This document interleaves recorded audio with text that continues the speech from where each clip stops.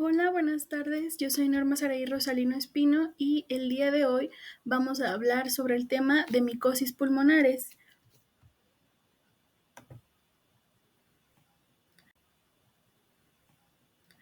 Ok, comenzaremos definiendo qué son las micosis y las micosis se van a definir como enfermedades infecciosas producidas por hongos que se van a clasificar de acuerdo al sitio de afección o por su epidemiología. Aquí por el sitio de afección vamos a tener que se pueden clasificar en superficiales y profundas o sistémicas. Y dentro de las sistémicas vamos a tener justamente a las micosis pulmonares que a la vez se subclasifican en base al grado de afección que tienen. O sea, pueden estar invadiendo cavidades, pueden invadir bronquiectasias y pueden invadir el parénquima. Y en la clasificación, de acuerdo a su epidemiología, pues se va a clasificar en endémicas y oportunistas. Los tipos de micosis de los que hablaré el día de hoy son histoplasmosis, coccidioidomicosis, paracoccidioidomicosis, blastomicosis, criptococosis, aspergilosis, mucormicosis y neumocistosis. Bueno, dentro de los factores de riesgo que existen para que alguien desarrolle una micosis pulmonar, vamos a tener una inmunodeficiencia, una infección por VIH o SIDA, una neutropenia severa, algún tratamiento farmacológico con esteroides, con antineoplásicos o con inmunosupresores, así como el tener el antecedente de algún trasplante, usar antibióticos de amplio espectro, el haber tenido un catéter vascular o haber tenido múltiples transfusiones. Comenzaremos hablando de la histoplasmosis.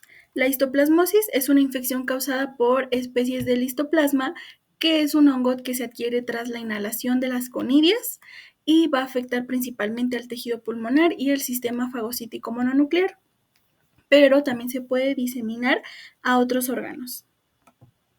La histoplasmosis es la micosis sistémica y pulmonar más frecuente en todo el mundo, pero es endémica principalmente en Estados Unidos y en otros países de América Central, en zonas de Sudamérica y puede presentarse también en África, en Australia y en el este de Asia. Se estima que en zonas endémicas hasta un 40% de la población se considera que ya haya tenido contacto con el hongo. En algunas zonas de Estados Unidos el porcentaje va a aumentar incluso del 80 al 90%. Va a afectar por igual a ambos sexos. Puede afectar también a aves, a murciélagos, cánidos, felinos, equinos, bovinos y roedores. Y el 70% de los pacientes con VIH pueden estar infectados con histoplasmosis en algunas zonas de África. Y también se ha detectado un aumento en la prevalencia en pacientes que han tenido trasplante de un órgano sólido o en personas tratadas con inmunodepresores. También la histoplasmosis se relaciona con la ocupación, entonces pues a los mineros, a los espeleólogos, agricultores, albañiles, avicultores, pues les va a afectar el hongo de la histoplasmosis. Los agentes etiológicos que van a causar histoplasmosis van a ser especies del género Histoplasma, que dentro de los cuales vamos a tener al Histoplasma capsulatum, al Histoplasma mississippiense, al Histoplasma ogiense, al Histoplasma suramericanum. Y a la vez, todas estas especies de histoplasma van a estar clasificados dentro de la división de Ascomicetes del orden Onigenales. Y bueno, se tiene que los histoplasmas son hongos dimórficos que se encuentran en forma de un hongo filamentoso cuando están en suelos terrosos, húmedos y especialmente en zonas como ricas con desechos orgánicos, como lo son las heces de aves y murciélagos.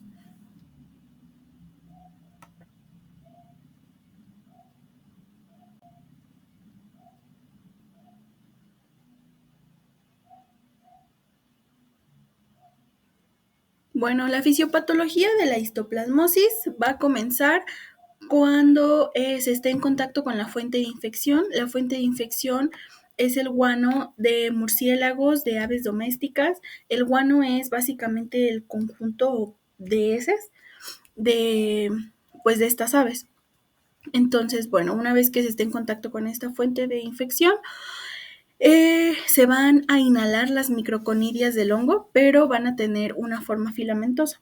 Este hongo se va a caracterizar, justo como lo mencionaba, que es un hongo dimorfo, tiene pues dos formas, que es la forma filamentosa, que va a ser en la cual se inhale, y estas van a ser transportadas por la vía aérea hasta que lleguen a los alvéolos. Y una vez en los alvéolos van a ser fagocitadas por los macrófagos alveolares, y cuando sean fagocitadas van a cambiar de forma y ya no van a ser la forma filamentosa, sino que ahora van a tener la forma levaduriforme. Y pues esto va a desencadenar una respuesta inmune que va a atraer a los polimorfonucleares y pues se va a fagocitar, y en un aproximado de 3 semanas se va a producir un granuloma con células gigantes que puede incluir necrosis central y fibrosis. Y bueno, en enfermos de SIDA u otra inmunodepresión celular, los granulomas epitelioides no se forman como adecuadamente. Entonces, no van los granulomas tienen como una función de contener la infección. Entonces, cuando estos granulomas no estén presentes, pues van a favorecer que la diseminación de la infección pues se disemine a otros órganos. El Histoplasma capsulatum va a tener factores de virulencia, dentro de los que vamos a tener el dimorfismo, que justamente esto es lo que le va a permitir una mayor capacidad infectante. Vamos a tener también la melanina, que esto le va a permitir al histoplasma que sea más difícil de destruir, de degradarse. Va a tener en la cual va a tener capacidad de invasión, va a evadir la respuesta inmune. Debido a su variabilidad genética, también va a poder realizar un entrecruzamiento.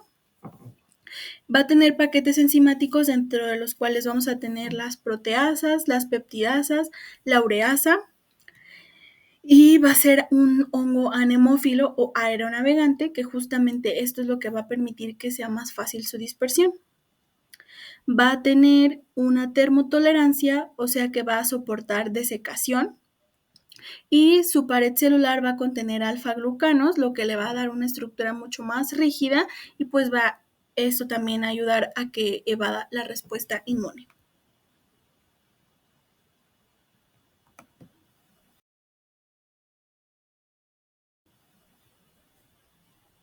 Ok, ahora vamos con el cuadro clínico.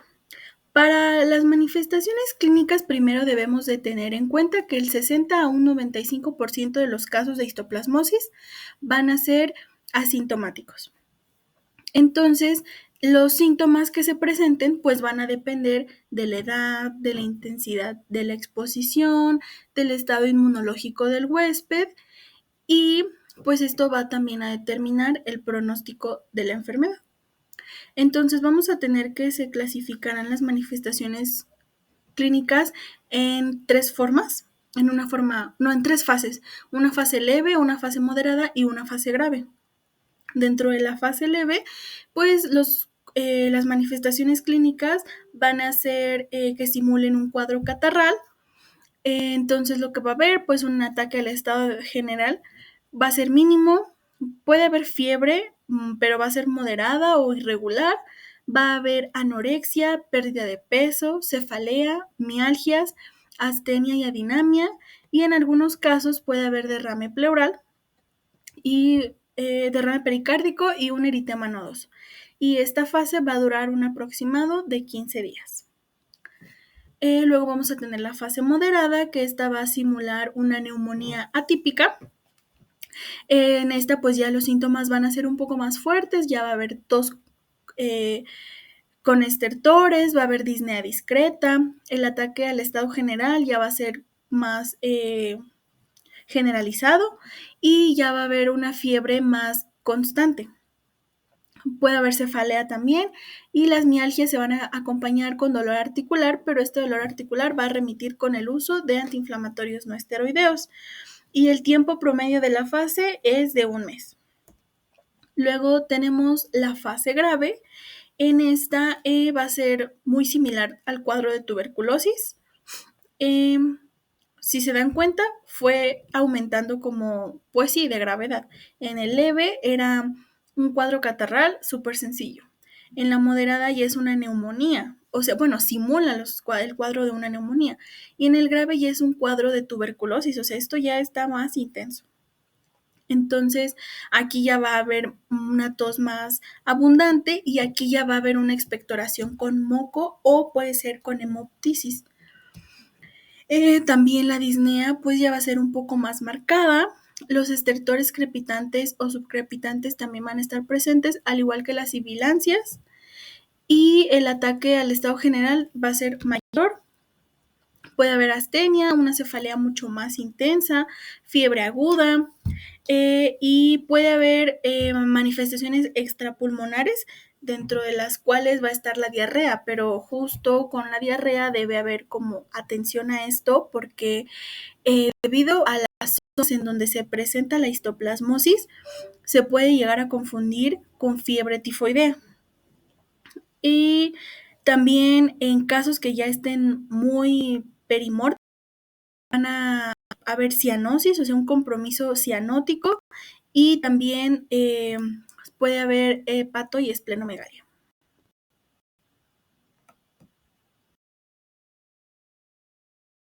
Bueno, vamos a tener manifestaciones extrapulmonares en caso de que esto pueda ocurrir cuando el hongo entre al cuerpo en una forma cutánea. Como ya habíamos mencionado, que el hongo está presente pues en heces de pájaro o el hecho de estar en contacto por la ocupación, los mineros, los agricultores, los campesinos. Entonces, si están, supongamos que el huésped de la infección tiene una herida, el campesino tiene una herida, entonces pues va y va a alimentar a sus gallinas, a sus aves que tiene ahí, y el hongo pues anda ahí volando entre toda la S de las gallinas y llega y se va a pues a plantar ahí en la piel del campesino. Entonces ahí lo que va a ocurrir es que va a iniciarse como una lesión dermatológica, va a ser un chancro con linfangitis y adenitis y puede desaparecer por completo, pero también se puede diseminar por el resto de la piel. Entonces, si era un chancro, o sea, en la herida, aquí cerca de la herida, se va a diseminar y en el resto de la piel va a tener muchas más lesiones. En pacientes inmunocomprometidos, las lesiones no van a involucionar tan fácilmente y las lesiones se van a ver como más complicadas, van a verse como gomosas, ulceradas, pueden tener también nódulos y también se pueden ver de forma vegetante. Va a tener también adenopatías múltiples y la hepato y esplenomegalia, que ya lo había mencionado en el cuadro, en la fase grave. Dentro de los estudios complementarios para el diagnóstico de histoplasmosis, nos podemos apoyar de la radiografía, de una tomografía axial computarizada y de una prueba de intradermorreacción, que en el caso de la histoplasmosis va a ser intradermorreacción a histoplasmina. Y bueno, al igual que en las fases, en el cuadro clínico había fases, en los estudios complementarios para ver qué vamos a encontrar en cada fase, pues se describen en este cuadrito que puse. Por ejemplo, en la radiografía, en una fase leve van a observarse muy pocas veces lesiones micronodulares. Y la intradermorreacción casi siempre va a ser positiva, pero va a ser muy débil, y la serología va a ser negativa. Entonces, en este caso, pues la intradermorreacción no va a ser como de gran ayuda al diagnóstico. Luego tenemos la fase moderada, que en esta va a haber un aumento del volumen de los ganglios iliares. La radiografía de la fase moderada es la que está en la parte aquí inferior del lado izquierdo. Entonces, si observamos, sí se ven aquí como en los ilios, se ven como este aumento de tamaño. Y bueno, en cuanto a la intradermorreacción y la serología van a ser positivas, pero pues igual el diagnóstico no nos va a ayudar al diagnóstico. Y dentro de la fase grave están las imágenes que puse aquí de la radiografía, es la que está en la parte inferior derecha y la tomografía es la que está en medio. Y lo que se van a observar van a ser múltiples nódulos diseminados en los campos pulmonares. Puede haber adenopatías iliares, lesiones cavitarias e incluso se puede observar un derrame pleural. Entonces aquí se ve justamente estos nódulos como muy grandes, se ven aquí en la radiografía y en ambos pulmones, y en la tomografía se ve igual, o sea, se ve todo diseminado y se ve como nódulos por todas partes. También nos podemos apoyar de las tinciones. Estas se pueden realizar a partir de un esputo, un exudado de lesiones cutáneas, líquido cefalorraquídeo también puede ser, o algún fragmento de una biopsia, que la biopsia pues es más en casos cutáneos. Y lo que se van a observar van a ser levaduras intracelulares dentro de los polimorfonucleares o de los macrófagos. Y las levaduras van a tener un halo como alrededor, que va a ser como si fuera subcápsula, pero en realidad es el límite del citoplasma celular. Y las tinciones de las que nos podemos apoyar está la tinción Paz, la tinción Giemsa, la tinción Grocott, la tinción Papanicolau, Gomori y Gridley. Y bueno, por otro lado vamos a tener el cultivo, que en este caso se puede cultivar también material como esputo, un aspirado bronquial, un exudado de sangre, un exudado cutáneo o sangre. Y se va a sembrar en medios de saboraud dextrosa agar, saboraud dextrosa agar con antibióticos y extracto de levadura agar. Se va a incubar a 28 grados centígrados y en un tiempo aproximado de 1 a 2 semanas se van a observar pues los resultados, que nos pueden dar dos tipos de colonias. En este caso que yo les puse, bueno, los dos tipos es un tipo A y un tipo B. Entonces, el A va a corresponder a una cepa blanca y la segunda va a corresponder a una cepa café que viene del inglés brown. Entonces, es la B de brown. Y van a tener un aspecto velloso, va a ser limitado, surcado y seco. Esta imagen que se ve aquí es una del aspecto brown, del aspecto de la cepa B, y es importante porque esta cepa es la que predomina aquí en México. Otro estudio complementario del que nos podemos apoyar es la biopsia. Esta, ya lo había mencionado, va a ser útil en casos cutáneos o mucocutáneos, como en la boca, laringe, genitales, ganglionares. Y lo que se va a observar, va a haber una reacción inflamatoria con numerosos macrófagos o polimorfonucleares, células dendríticas, que se van a observar la cantidad de la levadura del hongo. Y también se pueden presentar los granulomas de células epitelioides con zonas de necrosis. Y la biopsia se recomienda realizarla con tinciones de Giemsa, de Paz o Grocott. Aquí esta imagen que yo puse es una imagen de una biopsia. Se ve aquí el acercamiento, que se ven justo los polimorfonucleares y se ven ahí las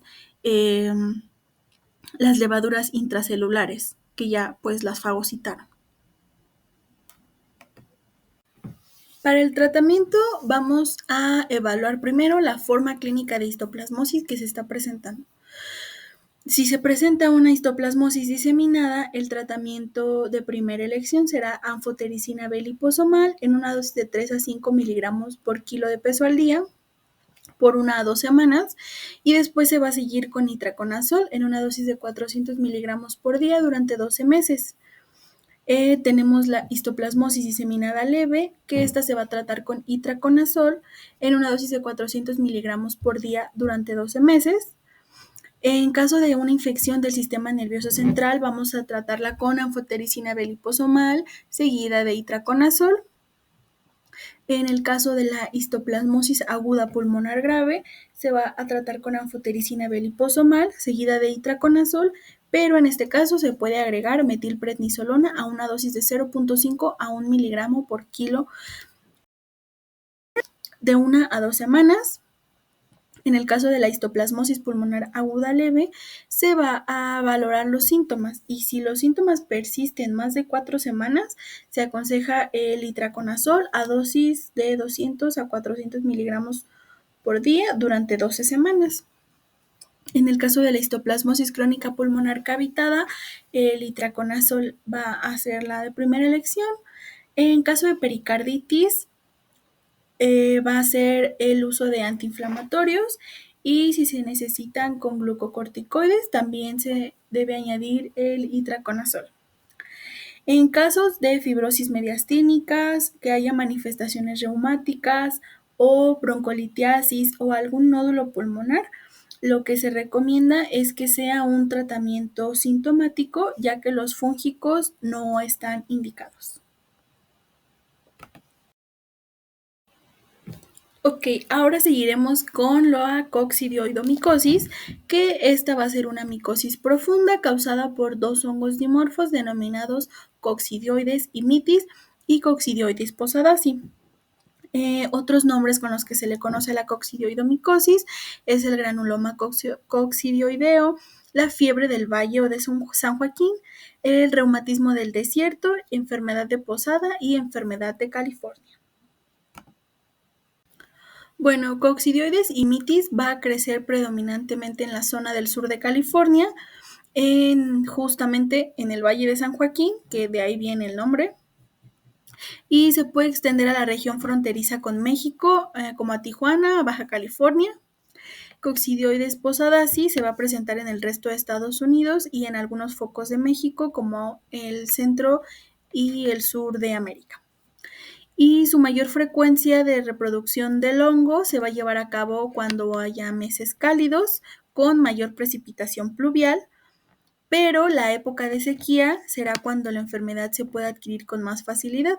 ¿Por qué? Debido a que en las sequías pues predomina un poco el aire y el hongo va a crecer como dentro de la tierra, entonces el hecho de que haya aire, viento, pues va a mover el hongo y pues esto va a permitir que los conidios también se transporten y se puedan inhalar más fácilmente. Y bueno, se conoce que el hongo tiene receptores hormonales y esto explica por qué el mayor número de casos se da en la edad adulta. Y esto se comprobó porque los hongos se desarrollan y maduran con más rapidez cuando hay presencia de hormonas como el estradiol, la progesterona y la testosterona. También se relaciona con la ocupación en campesinos, mineros, albañiles, deportistas, en los inmigrantes también, porque recordemos que pues hay inmigrantes que pasan mucho tiempo en el desierto, entonces pues esto los predispone un poco. Y va a predominar en hombres con una relación de 4:1. Su etiología, pues ya lo había mencionado, va a ser el hongo coccidioides imitis y el coccidioides posadacea. El coccidioides imitis, pues son las cepas que crecen en California y el coccidioides posadacea son cepas en cualquier otro sitio geográfico.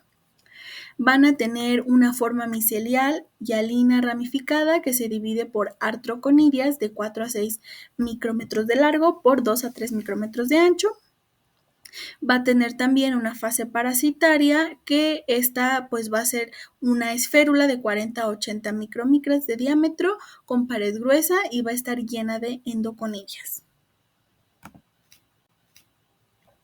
Su fisiopatología pues va a consistir básicamente en la inhalación de artroconidias que van a ser transportadas igual por la vía aérea hasta que lleguen a los alveolos, en donde van a ser fagocitadas por los macrófagos alveolares.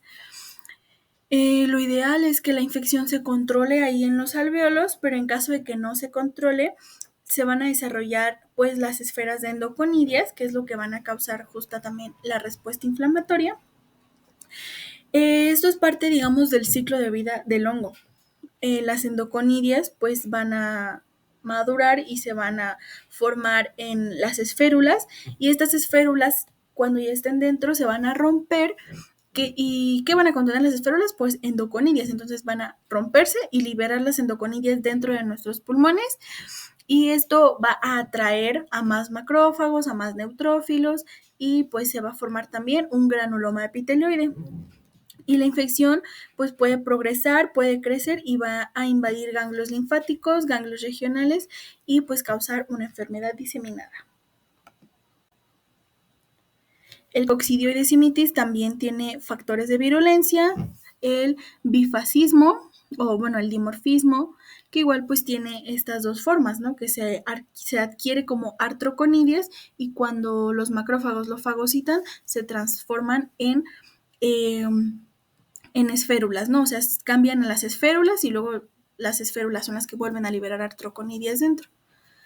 Eh, También contienen melanina, que esto pues va a dificultar la degradación, tienen un potencial biótico que va a darle mayor capacidad de invasión y una fácil diseminación. Van a ser sideróforos y esto pues va a permitir que crezcan y maduren con más facilidad. En los paquetes enzimáticos va a tener colagenasa, elastasa y ureasa. Va a ser anemófilo también, aeronavegante, y pues esto también va a permitir que se disperse fácilmente. Va a tener termotolerancia, va a soportar grandes cambios de temperatura y va a tener una envoltura que resista al medio ambiente. Para el cuadro clínico se va a clasificar en asintomático y sintomático, porque en un porcentaje de un 60 a un 75% de los pacientes que han tenido una infección van a cursar el cuadro sin algún síntoma y pues solamente van a ser detectables por una prueba de intradermorreacción a la coccidioidina y alrededor del 30% de las personas contagiadas van a sufrir una neumonía focal con eosinofilia. La sintomática va a ser presente en un 25 a 40%. Se van a presentar manifestaciones clínicas en un aproximado de 15 a 20 días después de que se inhala por primera vez el hongo. Y el cuadro respiratorio pues va a ser leve, se va a confundir con un catarro común. Va a haber fiebre moderada, cefalea, escalofríos, diaforesis nocturna, tos seca, dolor pleurítico y artralgias. Dentro del cuadro clínico vamos a tener una presentación de coccidioidomicosis pulmonar persistente que se puede presentar 3 a 4 meses después del cuadro primario y puede haber casos en los que haya lesiones calcificadas después de años de evolución, esto en un tiempo más o menos de 5 a 10 años. Dentro de manifestaciones extrapulmonares vamos a tener la meningitis, que va a ser de las más complicadas. Se manifiesta de forma aguda o crónica, con cefalea intensa, fiebre moderada, parálisis y trastornos de la memoria, así como desorientación.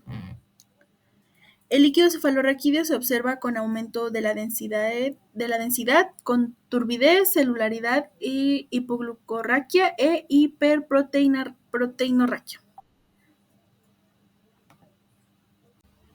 Dentro de las manifestaciones extrapulmonares también vamos a tener la coccidioidomicosis cutánea secundaria o progresiva. Esta van a ser lesiones que se puedan presentar en cualquier parte del cuerpo, pero van a predominar en el cuello, axilas y las ingles.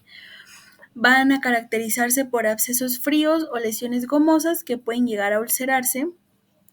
No van a causar dolor y van a tener tendencia a fistularse. Y cuando se drenen, van a drenarse en un exudado seropurulento, que en este exudado se puede encontrar la forma parasitaria del hongo, o sea, en las esférulas, y en menor grado las lesiones pueden presentarse en forma de máculas y pápulas o pueden ser quísticas. Se puede diseminar también al tejido óseo, en las articulaciones como codos, rodillas, en huesos grandes, en el esternón, en el fémur, y se va a presentar con aumento de volumen, con deformación de la región que afecte lesiones fistulosas, de donde drena un exudado seropurulento también. Y en los huesos van a generar lesiones líticas, por lo que este proceso se debe de diferenciar cuando se realiza el diagnóstico de la osteomielitis bacteriana y del micetoma. Dentro de los estudios complementarios vamos a tener a la radiografía, en la cual se va a observar un infiltrado de tipo neumónico Un derrame pleural puede verse también.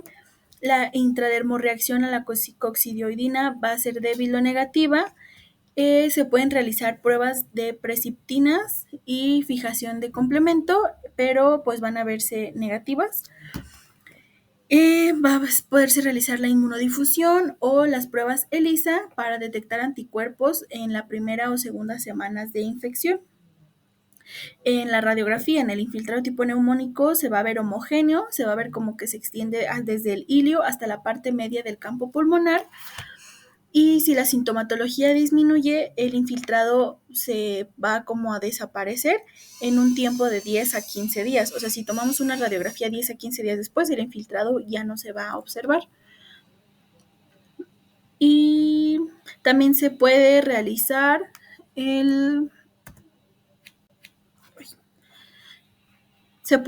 también el examen directo con hidróxido de potasio, a partir de muestras obtenidas de esputo, de lavados bronquiales, de exudado, de escamas, y se va a practicar el examen directo con el hidróxido de potasio al 20%. Cuando lo observemos en el microscopio se van a observar estructuras parasitarias o esférulas, y también se puede realizar una tinción de azul de algodón en la cual se van a observar las esférulas teñidas de azul. En esta imagen se ven justamente las esférulas. Esta de abajo, la inferior de izquierda, es la de la tinción de azul de algodón y las otras son con hidróxido de potasio. También nos podemos apoyar de los cultivos, y coccidioides imitis y coccidioides podaci van a crecer en un periodo de 4 a 8 días a una temperatura de 25 grados centígrados o 28 grados centígrados. Y los cultivos habituales que se utilizan es el Sabouraud dextrosagar con antibióticos, y las colonias que crezcan van a ser blancas, vellosas, secas e ilimitadas. Y se pueden cultivar en cajas de Petri o en tubos como estos que estaban aquí en esta imagen. Se puede realizar también una biopsia, pero al igual que en otras micosis va a ser útil en casos cutáneos y linfáticos. En los pulmonares no se recomienda, o solamente en el caso en que el diagnóstico micológico no haya sido de ayuda, bueno, la biopsia se va a utilizar. Y lo que se van a observar también son las esférulas del hongo. Aquí, por ejemplo, es una tinción de hematoxilina y eosina, la que está hasta arriba, y se ve justamente esta esférula. En la de abajo, que es azul como con café, se ve igual las esférulas e incluso se marcan como las artroconidias por dentro. Y el tratamiento pues va a ser anfotericina B liposómica en una dosis de 5 miligramos por kilo por día, y se va a reservar para enfermos que tengan un estado muy grave, y se va a mantener en observación hasta que se observe una mejoría, y después se va a seguir el tratamiento con fluconazol, 400 miligramos por día. También se recomienda el itraconazol, 400 miligramos por día durante un año. Y en cuadros leves se puede emplear el fluconazol, el itraconazol, voriconazol o el posaconazol en una dosis habitual de 3 a 6 meses. También vamos a tener la paracoccidioidomicosis, que esta va a ser una micosis sistémica granulosa causada por un hongo dimorfo, y el hongo se va a llamar Paracoccidioides brasiliens. Su epidemiología pues va a ser endémico en Brasil, Argentina, Colombia, Ecuador, Venezuela y otras zonas de América Central. Se cree que es geofílico y se encuentra en áreas húmedas y ricas en vegetación con residuos orgánicos, y puede tener relación con animales como el armadillo. En las zonas endémicas del hongo va a haber una incidencia anual de 1 a 3 casos por cada 100,000 habitantes. Va a ser relacionado también con la ocupación, entonces los agricultores, los campesinos, personas que viven en medios rurales, en especial que trabajen en áreas cafetaleras, cañeras, algodoneras y tabacaleras, van a estar predispuestas a adquirir esta micosis. Los agentes etiológicos pues va a ser el Paraccidioides brasiliens, que va a tener 2 fases de desarrollo, una fase filamentosa, que va a ser más bien su forma micelial, y otra fase filamentosa como tal. La primera, que es la forma micelial, se va a encontrar en la naturaleza y la infección puede ocurrir por inhalación de las partículas de las conidias, y luego en los tejidos va a cambiar a su forma levaduriforme, que es la que va a desencadenar como tal la infección. Y la fase filamentosa, esta en realidad es más fácil de encontrar en el laboratorio, en medios de cultivo como Saburaut, el extracto de levadura agar incubados a temperatura ambiente, y las colonias se van a desarrollar en un aproximado de 20 a 30 días, van a ser limitadas, con aspecto algodonoso, membranoso, rugosas, de color blanco amarillento, y con el tiempo van a tomar una tonalidad café. El mecanismo fisiopatológico de paracoccidioidomicosis va a ser el mismo descrito en las micosis anteriores, que se va a adquirir por inhalación en una forma de conidias, y una vez que sean fagocitadas van a cambiar a su forma parasitaria o forma levaduriforme, y de hecho van a tener esta forma que, o sea, si se dan cuenta, aquí eran como las conidias chiquitas, se inhalan, llegan a los alvéolos, son fagocitadas por los macrófagos alveolares y cambian de forma.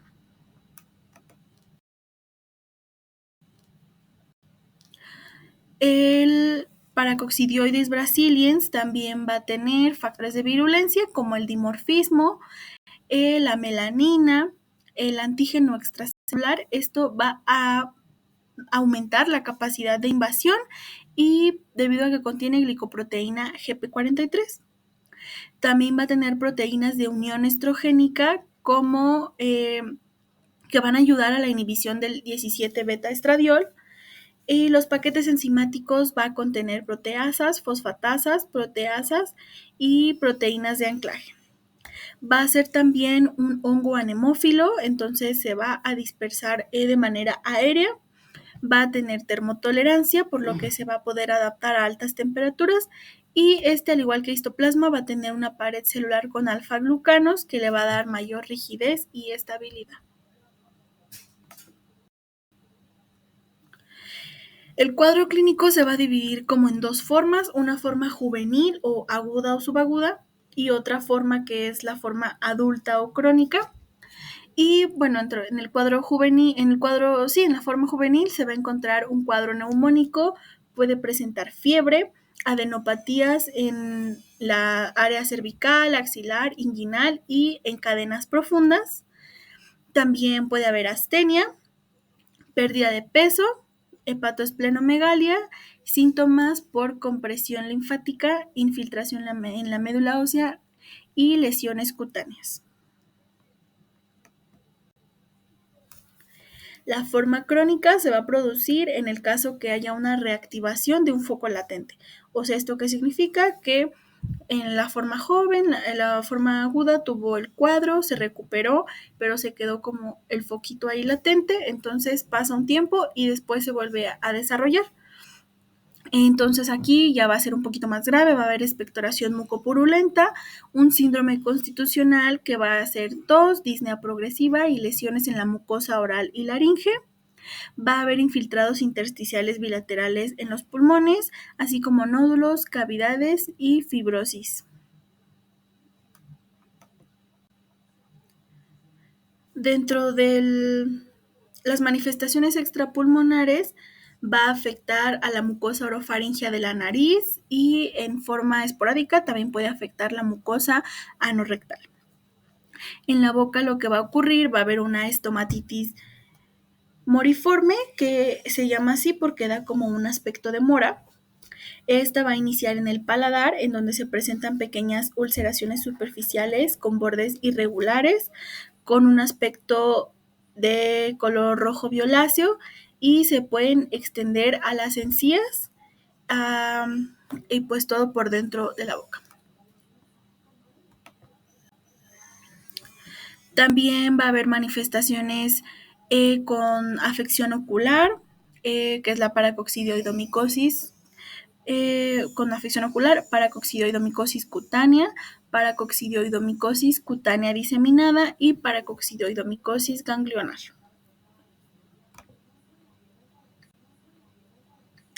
Dentro de los estudios complementarios, pues igual vamos a tener el examen directo con hidróxido de potasio.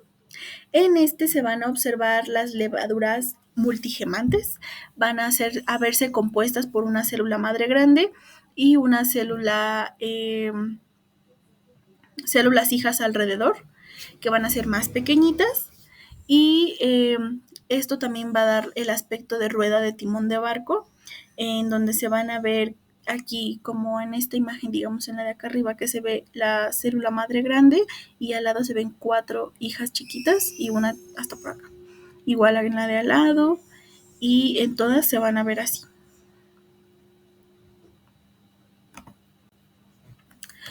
En el cultivo vamos a tener que se puede cultivar con Sabor-Out-Dextrosa agar, Sabor-Out-Dextrosa agar con antibióticos, coco agar y un extracto de levadura agar. Se van a incubar a 28 grados centígrados y van a crecer de esta forma igual algodonosa.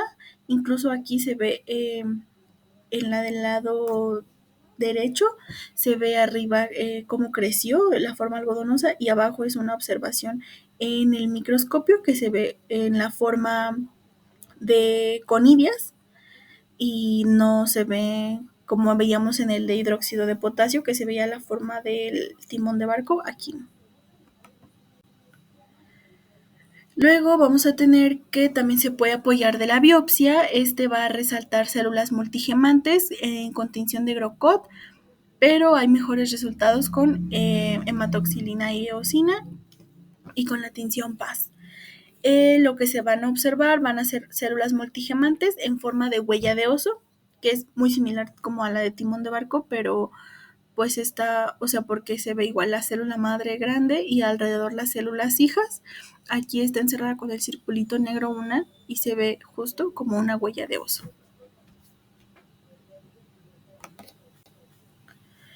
Para el tratamiento se va a dividir en casos graves y en casos menos graves.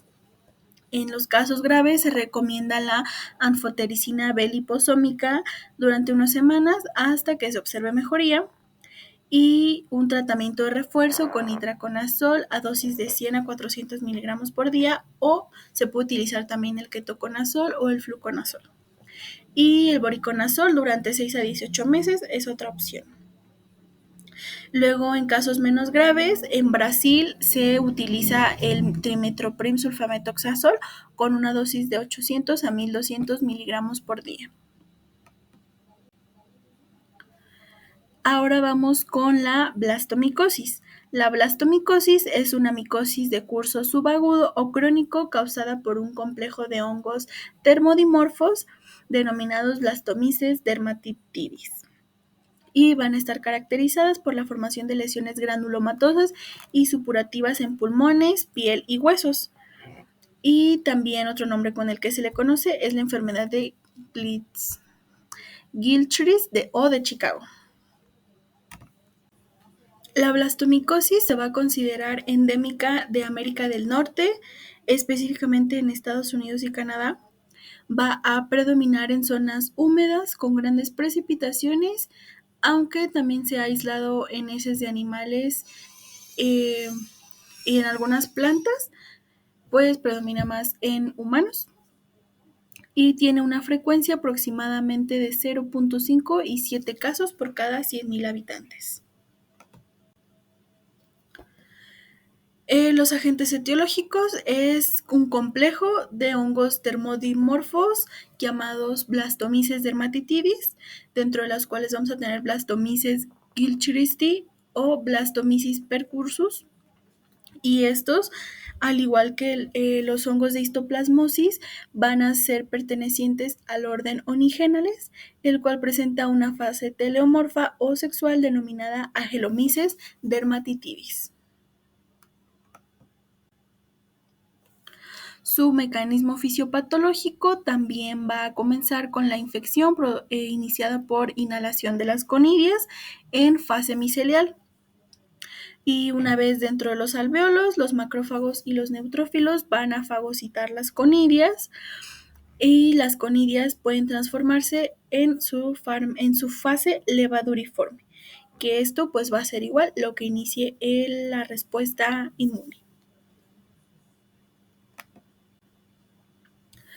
Va a tener factores de virulencia como el dimorfismo, la melanina, va a tener una pared celular con alfa-glucanos y galactomananos, va a tener moléculas de adhesión que pues le van a permitir pues su adhesión justamente al tejido pulmonar. Dentro de los paquetes enzimáticos va a tener adhesinas, proteasas, melanina y ureasa. Va a ser anaerófilo, también va a tener su dispersión aérea. Va a ser termotolerante, se va a adaptar a altas temperaturas y la ureasa que le va a permitir mayor invasión de tejidos. El cuadro clínico va a simular a una neumonía bacteriana. En esta va a haber un patrón alveolar o un infiltrado similar a una masa en la radiografía de tórax. Va a haber disnea, tos, esputo purulento o también puede ser un esputo hemoptoico. Dentro de las manifestaciones extrapulmonares pues va a haber pérdida de peso, fiebre, un malestar general, fatiga, lesiones cutáneas verrugosas o ulcerativas, pero estas van a ser como posterior al cuadro neumónico. Dentro de la radiografía de tórax, pues se van a ver opacidades bronconeumónicas, un crecimiento de los ganglios ciliares y en ocasiones se puede observar también un infiltrado miliar. Se va a realizar también el examen directo con hidróxido de potasio y en este se van a observar los blastoconidios, van a ser monogemantes con una pared gruesa y la célula hija va a ser casi del mismo tamaño que la célula madre y van a estar divididas con un tabique de base gruesa y ancha. A diferencia del otro hongo que habíamos visto que se veía con forma de timón de barco, que la célula madre era más grande y las células chiquitas, las hijas eran chiquitas. En este caso no, en este la madre y la hija van a ser casi del mismo tamaño. Nos vamos a apoyar también de los cultivos, que pues va a ser el mismo Sabor dextrosa agar, papa dextrosa agar, Sabor out con antibióticos y van a ser incubados a 28 grados centígrados. Se van a formar colonias filamentosas que se van a desarrollar con lentitud en un lapso de 1 a 2 semanas. También vamos a tener la biopsia, que en el caso de la biopsia, pues va a ser útil en casos cutáneos. Se van a observar con tinciones de hematoxilina y eosina, pero en este caso van a resaltar con la tinción PAS y la tinción de Grocott. Se van a observar microabscesos con levadura de pared gruesa. Aquí se ve en esta biopsia, se ven justo estos como microabscesos y la levadura sí se ven las células, la madre y la hija del mismo tamaño y su pared se ve súper gruesa a comparación, digamos, de otras células que se observan aquí.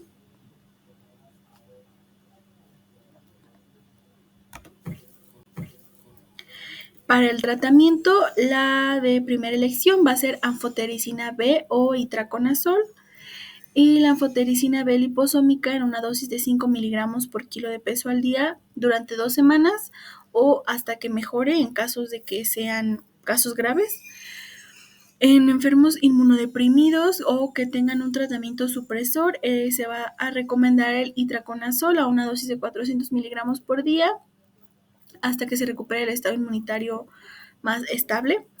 Y en enfermos con SIDA o que no produzcan la reconstitución inmunológica, el tratamiento supresor debe estar administrado indefinidamente. En casos que afecten las meninges, se va a recomendar un tratamiento supresor con fluconazol a dosis de 400 a 800 miligramos por día. Y en infecciones moderadas a graves se van a tratar con itraconazol en dosis de 400 miligramos al día durante 6 a 12 meses. Ahora veremos la criptococosis. Esta es una micosis causada por 2 complejos de levaduras patógenas. En este caso van a ser oportunistas.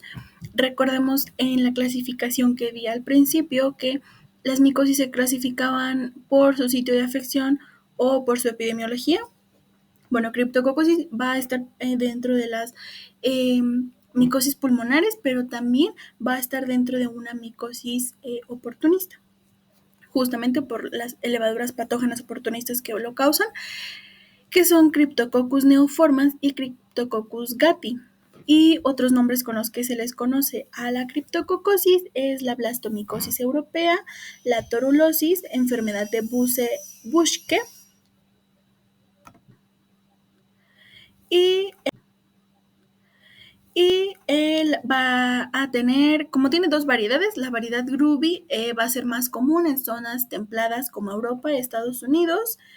Cryptococcus neoformans va a darse más en climas templados y CD neoformans en países de Europa y zonas con un clima más variado. Las especies del complejo Gattii van a predominar en zonas tropicales, subtropicales, como Australia, el sur de California también.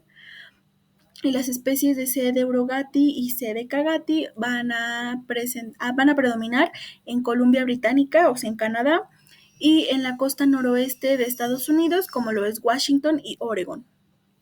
Recientemente se ha reportado un aumento de casos en África, un 80% de casos, en Zimbabue, en Sudáfrica y en Malawi. Y de un 80 al 90% de los casos de criptococosis van a incidir en pacientes infectados, bueno, o coinfectados con el virus de inmunodeficiencia humana y que tengan un recuento inferior a 200 linfocitos CD4 por microlitro. Dentro de los agentes etiológicos para criptococosis se van a distinguir dos complejos, que va a ser Cryptococcus neoformans y Cryptococcus gattii. Y a la vez, dentro de Cryptococcus neoformans va a tener dos especies que van a ser Cryptococcus neoformans y Cryptococcus neoformans. Y estas se van a considerar patógenas oportunistas. Y de Cryptococcus gattii va a estar conformada por 5 especies, que es Cryptococcus gattii, Cryptococcus bacillosporus, Cryptococcus deuterogatti, Cryptococcus tetragatti y Cryptococcus decagatti. Y estas van a considerarse patógenas primarias. Ambos complejos van a estar compuestos de levaduras capsuladas que van a estar clasificados dentro de la división de Basidiomycota, que pertenece a la familia Phyllobacidiaceae y al género Phyllobacidiella. El mecanismo fisiopatológico comienza con la inhalación del hongo en forma de fragmentos de micelio o pseudomicelio. También se puede adquirir por esporas o basidiosporas. En el caso de esta imagen del ciclo de vida que tiene el hongo, aquí comienza con una basidiospora. Estas, pues, al inhalarlas, va a llegar hasta los alvéolos, en donde van a iniciar una respuesta inflamatoria y respuesta inmune, y se pueden diseminar por vía linfática y hematógena hasta el sistema nervioso central. Las levaduras van a atravesar la barrera hematoencefálica mediante los monocitos y los macrófagos. Va a ser como una especie de caballo de Troya. Entonces los hongos van a utilizar a los monocitos y a los macrófagos como caballo de Troya para que entren pues hasta el sistema nervioso central. Y una vez ahí en el sistema nervioso central van a generar lesiones que se pueden desarrollar en las meninges y van a afectar a los nervios craneales, al tallo cerebral y al cerebelo. Y pues esto va a resultar en una meningitis y después se va a diseminar por todo el organismo. El Cryptococcus neoformans o el Cryptococcus gattii van a tener factores de virulencia, dentro de los cuales van a tener una cápsula que va a evadir la respuesta inmune y pues va a ser también difícil la digestión del patógeno. Van a tener fosfolipasa, que va a estimular el crecimiento intracelular. Va a tener la casa, que esto va a degradar la lignina y va a ayudar a la formación de la melanina, que pues la melanina va a evitar el estrés oxidativo y la fagocitosis. También va a tener capacidades de entrecruzamiento gracias a adhesinas y pues va a regular la virulencia. Va a tener ureasa, lo que va a permitir el paso a través de la barrera hematoencefálica. Y va a tener un cambio fenotípico, es un proceso como de switching, y en este pues es lo que va a hacer que evada la respuesta inmune también. El cuadro clínico pues va a tener una infección pulmonar asintomática en pacientes inmunocompetentes que no tengan ninguna alteración inmunocomprometida, y lo que van a pasar va a ser tos, dolor torácico, fiebre o hemoptisis. Y en pacientes inmunodeprimidos va a haber tos, expectoración que puede ser hemoptoica, van a tener disnea, va a evolucionar a un síndrome de distrés respiratorio, va a tener manifestaciones extrapulmonares como fiebre, pérdida de peso y cefalea. Dentro de las manifestaciones extrapulmonares, pues la meningitis va a ser la principal. Entonces, esta pues va a comenzar con una cefalea intensa, con dolor retroocular, va a haber fiebre constante, van a estar presentes los signos de meningitis crónica, la rigidez, el dolor de cuello, y los signos de Kerning y Brudinsky van a ser positivos. Estos pues recordemos que ayudan al diagnóstico de meningitis. También va a haber vómito, vértigo, delirio, alucinaciones, irritabilidad, puede tener cambios de personalidad, convulsiones y una pérdida temporal de la memoria. En esta imagen que yo puse aquí es una tomografía, y si ven aquí en la imagen izquierda, en la derecha en la B, se ve justamente como esta zona de inflamación. Se ven aquí encerrados con círculos rojitos, y esa es la zona de inflamación, de infección, y pues es lo que nos está dando la meningitis. Dentro de las manifestaciones extrapulmonares también va a haber meningoencefalitis o criptococosis cutánea. La meningoencefalitis se va a presentar en pacientes que tengan una inmunodepresión muy grave y aquellos que estén sometidos a terapias con inmunosupresores, o que hayan tenido algún trasplante, o que tengan infecciones con VIH-Sida, y también va a estar asociada a un síndrome de reconstitución inmunológica. Dentro de los estudios complementarios vamos a tener también a la radiografía de tórax y a la tomografía axial computarizada. Esta lo que nos va a arrojar pues van a ser nódulos pulmonares que pueden tener también infiltrados pulmonares localizados, se puede observar derrame pleural, adenopatías biliares, van a asemejar una tuberculosis o lesiones sólidas que simulan neoplasias o abscesos pulmonares. Justo en esta imagen que se ve aquí de la radiografía y la tomografía, en el pulmón derecho del paciente izquierdo se observan estas como lesiones que parecen como si fuera una neoplasia enorme. En la radiografía se ve aquí justo al lado de la silueta cardíaca, y en la tomografía también se ve aquí todo este espacio como de neoplasia, y en el otro pulmón se ve como si fueran unas como nódulos pulmonares, pero pequeñitos, o sea, no se ven tan diseminados como veíamos, por ejemplo, en otra micosis anteriormente. También vamos a tener el examen directo con tinta china.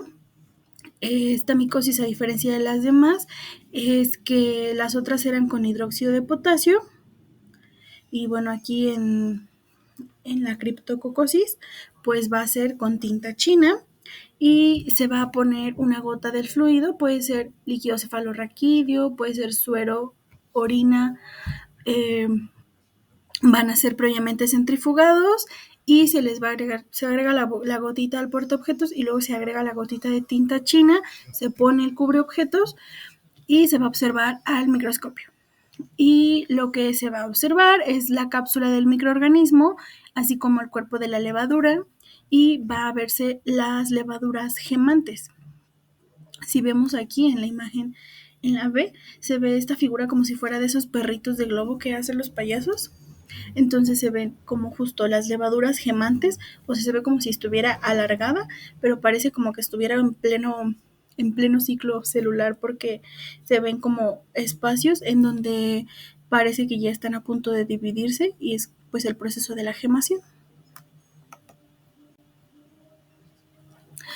Ok, ahora vamos a ir con la aspergilosis. Tenemos que la aspergilosis es una enfermedad causada por hongos filamentosos del género Aspergillus. Su etiología pues va a ser el agente Aspergillus fumigatus. Este se va a presentar en un 70-80% y luego va a estar seguida por Aspergillus flavus, Aspergillus terreus, Aspergillus niger y Aspergillus nidulans y Aspergillus ustus. Este hongo va a estar presente en alimentos fermentados, va a producir enzimas y ácidos orgánicos y va a predominar, igual va a estar relacionado como en ocupaciones, en los agricultores pues va a estar presente y esto porque pues los agricultores digamos de cereales, nueces, granos y lo que va a ocurrir es que va a haber una acumulación de micotoxinas que van a permitir pues el desarrollo de aspergilos. Para su fisiopatología, pues lo que ocurre es que igual por inhalación, la aspergillus va a invadir las células epiteliales y pues los macrófagos alveolares van a fagocitar, pero a diferencia de las otras micosis que eran conirias o artroconirias, en este caso van a ser hifas del hongo. Entonces, las cifas del hongo van a ser las que van a empezar con el reclutamiento celular y pues se va a activar la inmunidad. Ahora, para el cuadro clínico, pues vamos a tener la aspergilosis pulmonar alérgica o aspergilosis broncopulmonar invasiva, que estas pues se van a diferenciar. La pulmonar alérgica va a dar crisis de asma o sinusitis, que pues son características de alergias, además de fiebre, tos, disnea y dolor torácico. La broncopulmonar invasiva pues no va a tener asma ni sinusitis, pero va a tener fiebre, tos crónica, disnea, hemoptisis y dolor torácico también. Ok, tenemos ahora la neumocistosis. Esta es una infección causada por un microorganismo patógeno oportunista llamado Pneumocystis jirovecii, que antes se conocía como Pneumocystis carini. Este va a afectar pulmones y la presentación usual va a ser como datos de neumonía aguda o crónica. Su etiología pues va a ser justamente Pneumocystis jirovecii. Va a ser un hongo que antes fue clasificado como protozoario, entonces se va a considerar microorganismo fúngico atípico o de transición, ya que va a tener propiedades tanto de hongo como de parásito. Este va a predominar en Estados Unidos, Canadá, Chile, Europa y va a tener pocos casos en África. Se estima que hay 10 casos por cada 100 personas al año, entonces con esto determinamos que neumocistis es una micosis muy frecuente. Y el 50% de los casos por neumocistosis va a ser en pacientes que padezcan también de VIH o SIDA. Y para su fisiopatología, pues va a iniciar con la inhalación del hongo en forma de quistes. Si recordamos, los otros hongos eran en forma de conidias o de hifas, entonces este va a ser en forma de quistes. Va a proliferar su forma trofozoítica y va a estar asociada a los neumocitos tipo 1 y tipo 2. Entonces, pues el surfactante también va a participar en esta fisiopatología. Va a haber descamación en las paredes alveolares. Los quistes del hongo van a proliferar y también se va a dar un engrosamiento en el intersticio pulmonar. Va a haber edema y va a haber una pues inflamación por toda la respuesta celular que va a ocurrir. Cuando el hongo entra, va a entrar en una pues en forma de quiste y luego va a formarse como en otras como esférulas y después va a liberar más quistes, entonces pues va a ser como una infección, o sea, el ciclo de vida va a estar ahí ocurriendo. El cuadro clínico, pues va a haber 3 tipos de neumocistis, va a ser la clásica, la atípica y la grave. La clásica va a haber presencia de fiebre, tos seca, disnea, dolor torácico, taquicardia y taquipnea. El síndrome constitucional, que recordemos que era tos, disnea progresiva y lesiones en la mucosa oral y la laringe. Va a haber pérdida de peso. Y luego en la neumocistis atípica vamos a tener tos y disnea. Y en la neumocistis grave va a haber insuficiencia respiratoria, va a haber shock séptico e incluso puede haber muerte. Para su diagnóstico, pues se va a apoyar de la biopsia, de rayos X en los que se van a observar los infiltrados pulmonares y se van a utilizar las tinciones de Giemsa, de hematoxilina y eosina, y se van a observar pues justamente las formas trofozoíticas del hongo. Aquí puse esta tablita de tratamientos en la que engloba varios agentes con su tratamiento de primera elección, sus terapias alternativas y en caso de que se necesite el manejo quirúrgico. En el caso de la aspergilosis, pues el de primera elección va a ser el voriconazol. La terapia alternativa es anfotericina B liposomal con caspofungina o posaconazol. Y el manejo quirúrgico solamente en caso de que haya invasión al pericardio y a los grandes vasos. La mucormicosis va a ser con anfotericina B liposomal, la alternativa es de posaconazol y el manejo quirúrgico va a ser un desbridamiento en zonas accesibles. Para la criptococosis, el de primera elección, el fluconazol en casos leves y la anfotericina B liposomal en caso de que haya afección al sistema nervioso central, como lo habíamos mencionado que puede ser el caso de meningitis. La terapia alternativa para criptococosis va a ser flucitocina o fluconazol y en el manejo quirúrgico pues solamente se va a recomendar en caso de que haya una afección al sistema nervioso central muy fuerte. La neumocistosis de primera elección va a ser trimetoprim sulfametoxazol. La alternativa va a ser dapsona o pentamina aerolizada. En el caso de candidiasis, pues se puede utilizar fluconazol en casos leves o anfotericina B liposomal y la alternativa va a ser equinocandinas y el manejo quirúrgico solo en caso de que haya complicaciones como derrame pleural, endocarditis o fungomas. Y la coccidioidomicosis, fluconazol con itraconazol en casos leves y en casos graves la anfotericina B liposomal va a ser la de primera elección y la alternativa va a ser el fluconazol o el itraconazol. Y listoplasmosis va a haber la primera elección fluconazol o itraconazol en casos leves y en casos graves la anfotericina B liposomal. En blastomicosis, el de primera elección va a ser anfotericina B liposomal y la alternativa el itraconazol, voriconazol o el posaconazol. Y dentro de las medidas preventivas que vamos a tener para prevenir cualquier micosis, pues evitar la exposición directa a las fuentes de esporas. En el caso que hablamos de la histoplasmosis, pues las cuevas, el guano de murciélago, áreas con suelos ricos. En casos que pues no se pueda evitar la exposición a estas fuentes de infección, pues se recomienda el utilizar una mascarilla respiratoria o cuando se trabaje en entornos, pues cubrirse bien la vía aérea. Cuando mencionábamos que pueden entrar por la piel, también cubrirse bien heridas, que no estén como expuestas para que no entre ningún patógeno. En casos de la exploración de cuevas o la cría de aves, pues se va a recomendar evitar estas actividades. Y también se recomienda evitar ambientes donde se encuentre pues el hongo Aspergillus y en casos de sistema inmune debilitado, pues tratar de evitar este tipo de ambientes.